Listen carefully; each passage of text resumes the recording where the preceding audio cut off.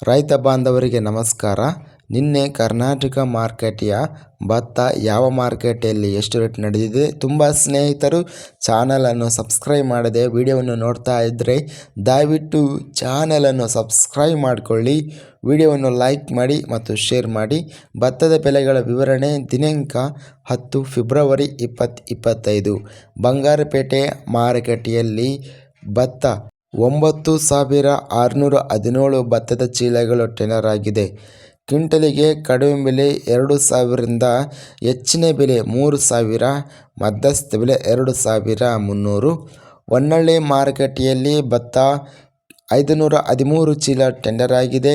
ಕಡಿಮೆ ಬೆಲೆ 2,400, ಹೆಚ್ಚಿನ ಬೆಲೆ 2,460, ಮಧ್ಯಸ್ಥ ಬೆಲೆ 2,435. ಲಿಂಗಸೂಗೂರು ಮಾರುಕಟ್ಟೆಯಲ್ಲಿ ಭತ್ತ ಕ್ವಿಂಟಲಿಗೆ 2,250 ಇದೆ.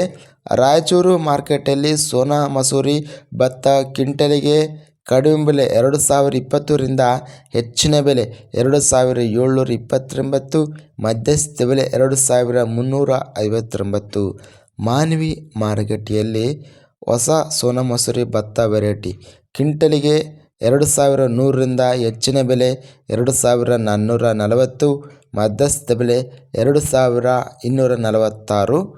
ಮಾನ್ವಿ ಮಾರುಕಟ್ಟೆಯಲ್ಲಿ ಹಳೆ ಸೋನಾ ಮಸೂರಿ ಭತ್ತ 12,679 ಭತ್ತದ ಚೀಲಗಳು ಟೆಂಡರ್ ಆಗಿದೆ. ಕ್ವಿಂಟಲಿಗೆ ಕಡಿಮೆ ಬೆಲೆ 2,680ರಿಂದ ಹೆಚ್ಚಿನ ಬೆಲೆ 3,500, ಮಧ್ಯಸ್ಥ ಬೆಲೆ 3,439. ಇದಿಷ್ಟು ನಿನ್ನೆ ನಡೆದ ಕರ್ನಾಟಕ ಮಾರುಕಟ್ಟೆಯ ಭತ್ತದ ಬೆಲೆಗಳ ವಿವರಣೆ. ಇಂಥ ತಾಜಾ ಮಾರುಕಟ್ಟೆಯ ಬೆಲೆಗಳ ವಿವರಣೆಗಾಗಿ ನಮ್ಮ ಚಾನಲನ್ನು ಕೂಡಲೇ ಸಬ್ಸ್ಕ್ರೈಬನ್ನು ಮಾಡಿಕೊಳ್ಳಿ, ಪಕ್ಕದಲ್ಲಿರುವ ಗಂಟೆ ಸಿಂಬಲವನ್ನು ಪ್ರೆಸ್ ಮಾಡಿ.